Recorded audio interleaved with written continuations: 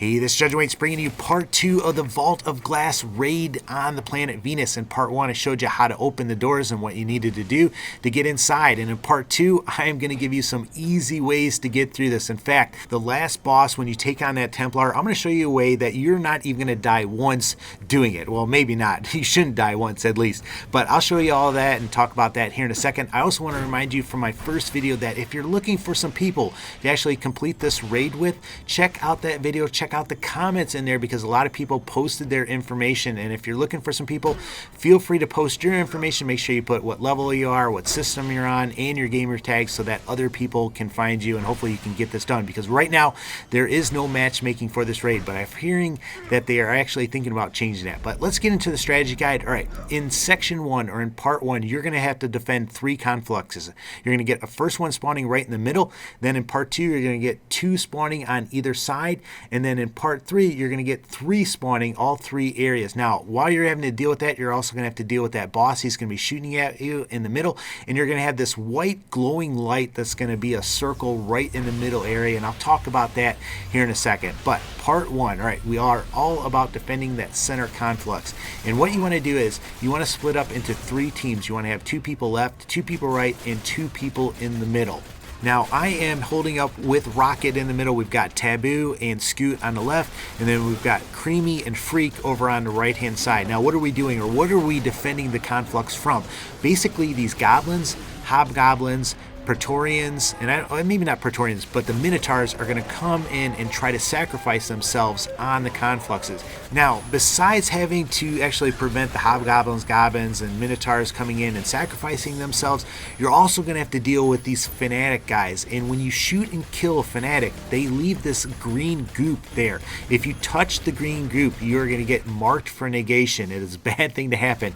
And once in a while, the boss is going to cast this ritual of negation. If you get marked for a negation and he casts that ritual of negation, you're basically going to die. All right, so you need to get into that center area where that light is and get cleansed from that.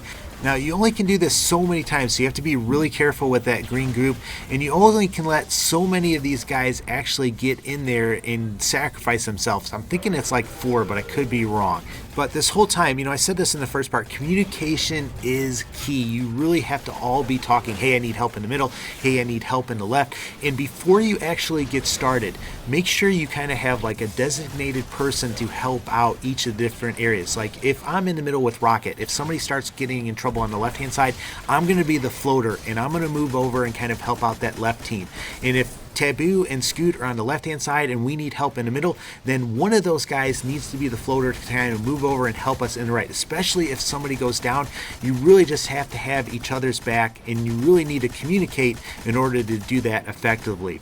Now, at the end of defending each of these 3 different patterns for the confluxes, you're going to get the Templar, say he is summoning his minions or something like that, and you know that that is at the end of the stage, and basically you're going to get a crap load of these guys coming at you. So make sure you have your heavies loaded and everything's ready to go, and you just take care of business. After you do that, he's going to cast this ritual of negation, and as long as you haven't touched that green goop, you're going to be good to go, and you're going to be on to the second part. If you did touch the green goop, make sure you just get in and get yourself cleansed.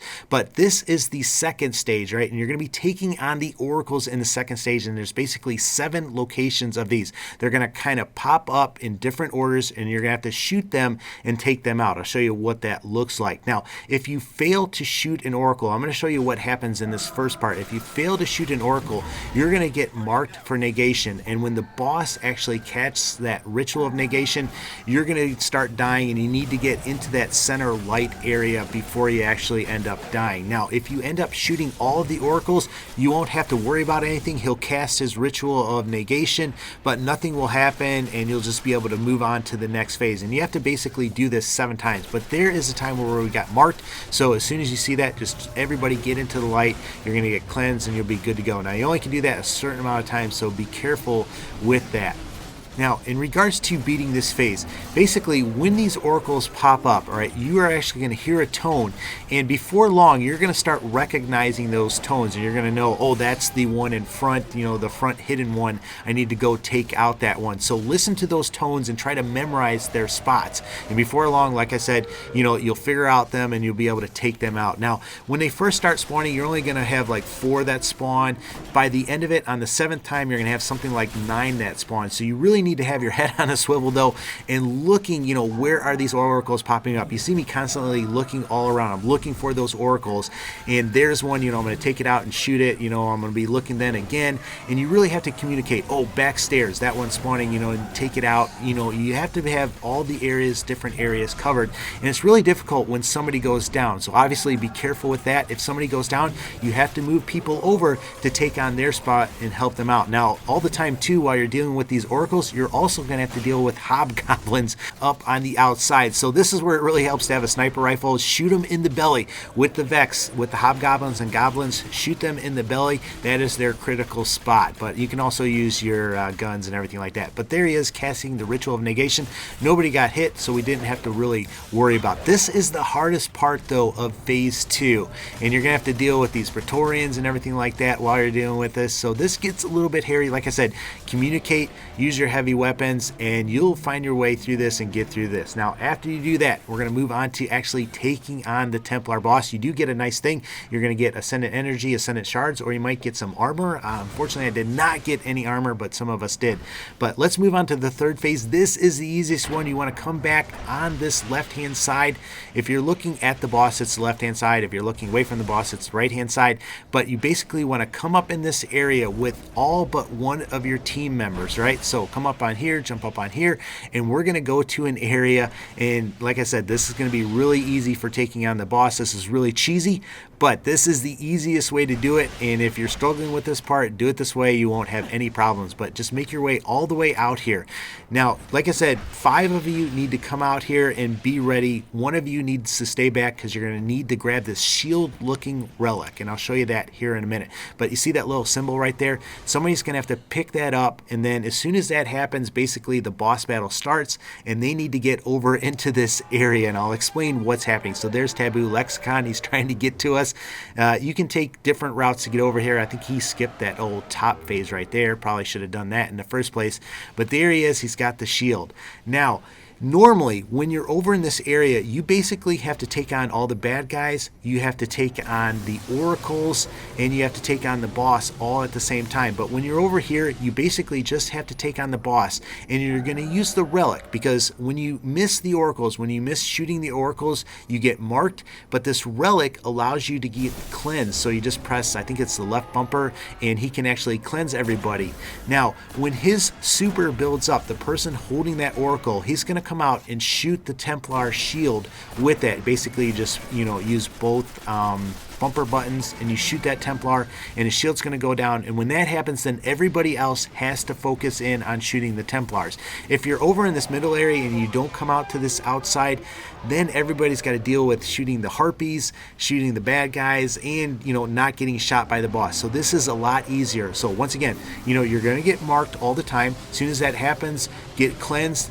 Then the guy with the relic's going to shoot his super at the boss. That's going to drop his shield, and then everybody is going to shoot at the Templar and try to shoot him in that space right there to get critical damage. Now, do not use a rocket launcher, because this bubble is going to appear a lot of times around you. Basically, you have to use bullets to shoot your way out of that bubble. The guy holding the relic can also do the shield smash and break that. But if you're stuck in it, if you move out of the bubble, you will kill yourself. If you throw a grenade or shoot a rocket launcher in there, you will kill yourself. So just shoot your way out of that and take him down. That's why sniper rifles and machine guns and your regular guns are going to be the way to go this.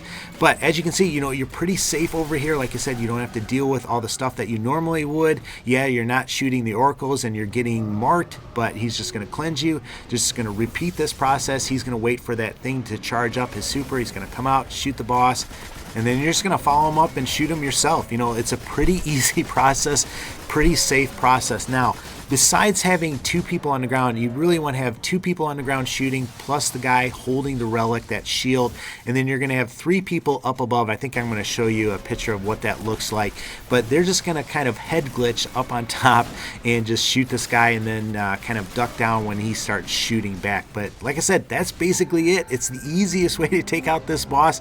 Hopefully it helps you out. There are the 3 guys up on top. If this video does help you out, I would really appreciate it if you help me by giving this a like or leaving me a comment. Let me know if you've completed the raid.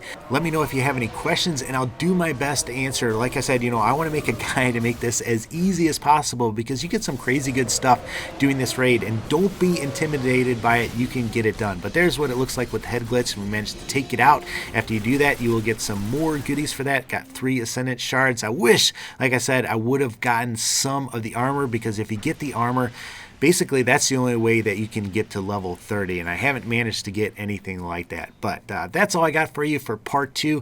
In part 3, we'll be taking on and probably finishing this up, and I've got an easy way for you to beat the boss in under 5 minutes. So make sure you stay tuned to that and subscribe. Make sure you check out all my other Destiny videos, and this is just a troll box, but make sure you check out my other Destiny videos. But guys, as always, take care and God bless.